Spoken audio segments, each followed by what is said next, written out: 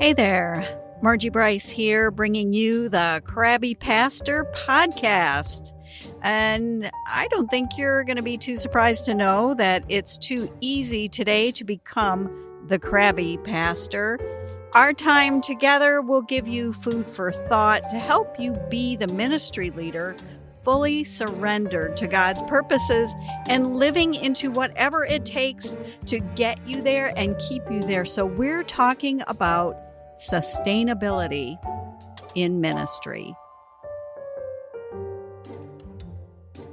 I do want to spend an episode talking about coaching and why coaches can be a helpful spiritual companion for your journey.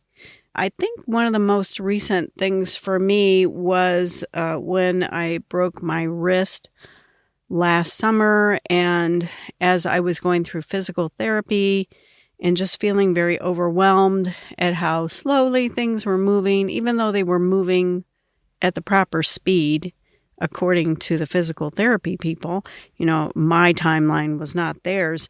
There really was a moment where I seriously thought, I'm never going to get back up and going again. This is going to be it for me. I just can't overcome all of this. I couldn't envision myself getting back on my bicycle. I love that. I love being outside on my bike, and that's it. I don't have any more gas. I don't have any more energy. I just was very fatigued by it. And along the way, I decided I would use a coaching session for this. Usually a coaching session, you'll have, one topic at hand. It's not that it never migrates anywhere, but you usually have one thing that you want to work on at that moment. And I decided I would talk about that. And as I was talking about it, I realized that the whole slip down the stairs thing had much more of a traumatic impact than I ever realized. As I was speaking, I'm tearing up, and I was surprised by that. I was surprised by sharing that and how emotional it was for me. And I really was not happy that I was waving the white flag on a very active lifestyle, and you get to a certain age and whatever. Now I'm sitting down and I'm tired, and I just don't think I have what it takes to push through and get back to the other side. And then the idea of where I was on the bike, whether I was ever going to be able to attain that again, just seemed so far away from me. But through the coaching process and unpacking all of that, I came to the understanding, because coaches listen very intently, and then they ask very strong and deliberate questions to help you process and get clarity and meet the goal of whatever your session is about. I came to a real good understanding when my coach asked me, well, what kind of person do you want to be?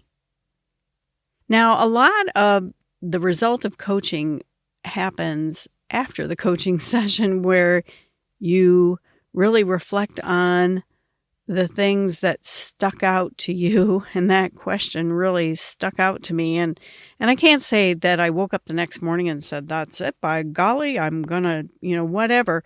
But the question resonated in my head and didn't stop resonating. And I just kept going, putting one foot in front of the other, and kept going to physical therapy, and kept working the exercises, and kept going. And ta-da, at some point I got back on my bike, and it was like, now we're in October, but we happened to skate through. I'm in Michigan, so we happened to have enough warm days that I could get out on it. And I didn't go, a big long ride, but I just wanted to have some shorter rides and just feel successful. And that happened. And I know it was that question resonating in the back of my mind that helped me out. In my first church, and I won't say names or anything, but in my first church, boy, I sure wished I'd have had a coach then. I encountered some things that they never taught me about in seminary. It was just some crazy stuff. And the congregation that I was brought to, it was like 6 or 8 months into it when they said, yeah, you stepped into a real hornet's nest here. So they're describing themselves as a hornet's nest. And I have to tell you, there was a lot of stuff going down, and it would have been great. It would have been great to have a coach to help me dissect some things, because I was left on my own in my own mind. And sometimes that's a dangerous thing. Sometimes I could effectively think myself to death without any help from anybody else, or at the very least put myself into a mild to moderate depression if I'm left alone. But one of the things, for example, just so you know, I'm like not kidding around about, I wished I'd had, help with this. The church had I'll say rental properties, but you would see me doing air quotes, that was a former parsonage, and the income helped them financially. So you kind of get it.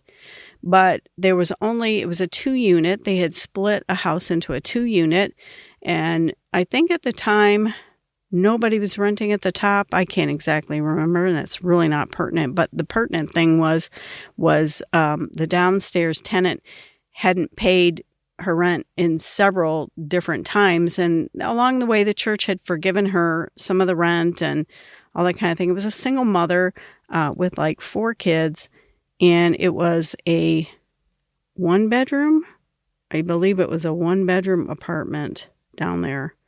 And I'm like, you can't that just does not work, you guys, Plus, this individual was not paying rent again. And so that wasn't helping the church.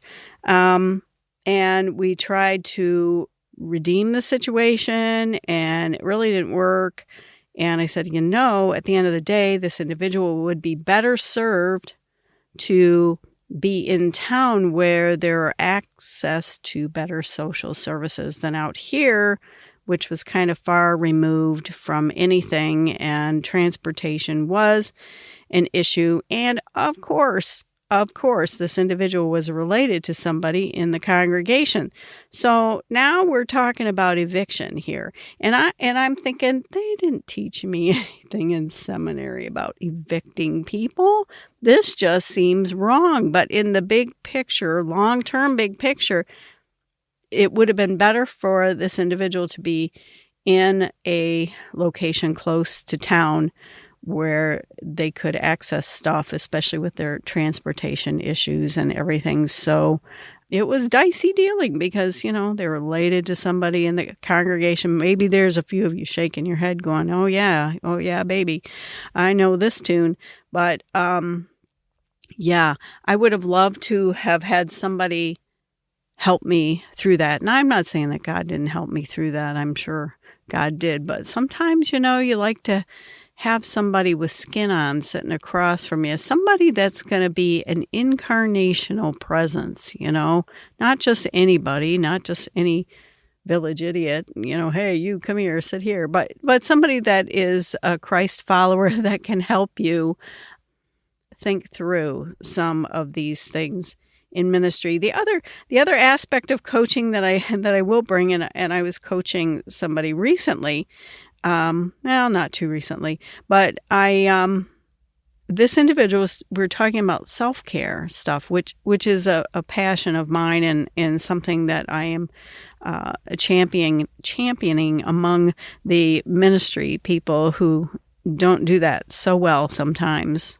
Okay, more than sometimes. But anyhow, I was coaching this individual, and the goal was they wanted to do better with self-care. And as we talked, we came down to the issue of sleep, and you think, well, this is a pretty simple thing. And I said, well, how many hours of sleep are you getting?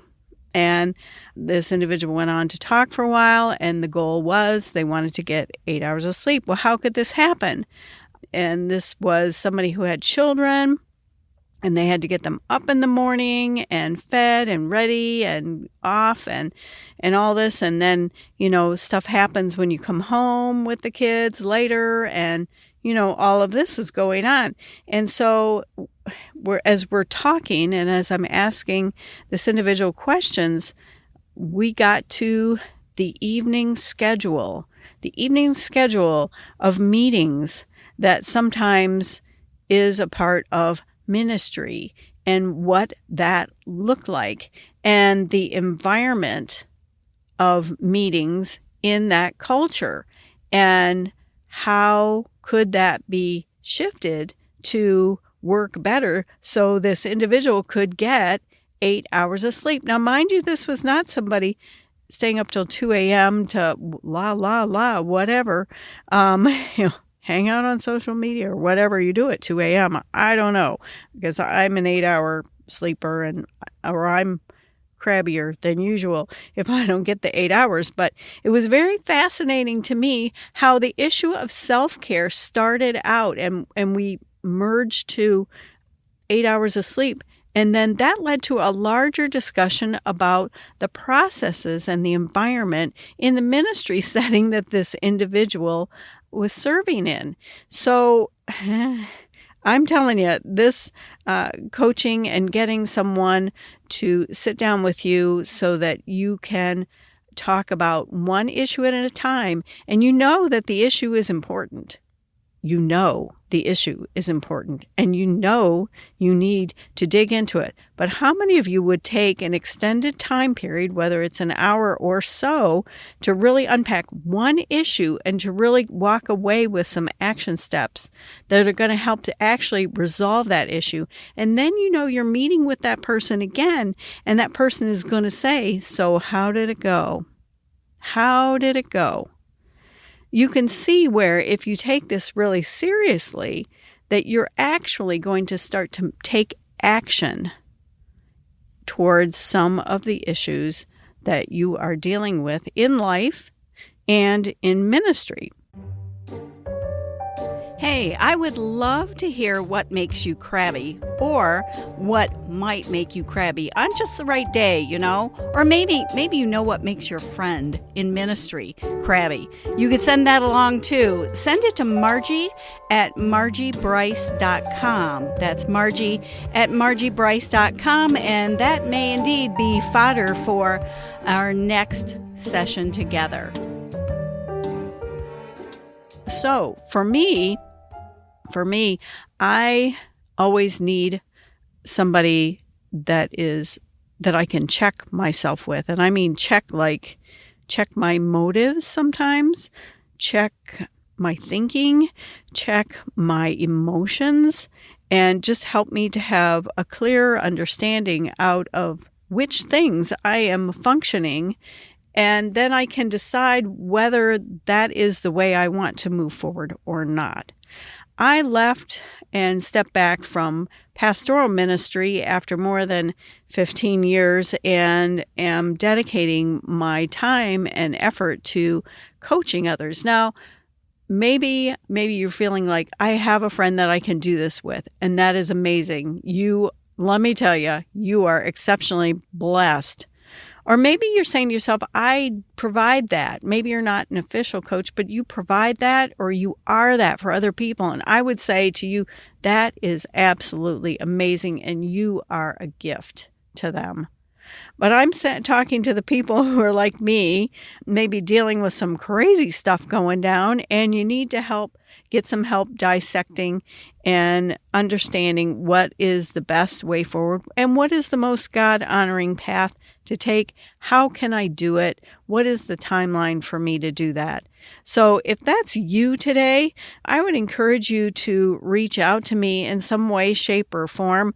I know on my website there is some paths to connection, and I'll for sure put my email in the show notes, and I will for sure offer anybody a free session to experience some of what coaching is, and then move on from there.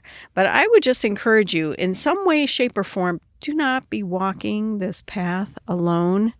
It is challenging enough. Ministry leaders are tired enough. There's just been a lot of trauma, a lot of chronic trauma over the last couple years, and some are looking for the exit ramp, and maybe some of you just need somebody to come alongside you to help you process and think through the next steps that God has for you to take. Hey, thanks for listening. It is my deep desire and passion to champion issues of sustainability in ministry and for your life. So I'm here to help. I stepped back from pastoral ministry, and I feel called to help ministry leaders create and cultivate sustainability in their lives so that they can go the distance with God and whatever plans that God has for you. I would love to help. I would consider it an honor. And in all things, make sure you connect to these sustainability practices, so that you don't become the crabby pastor.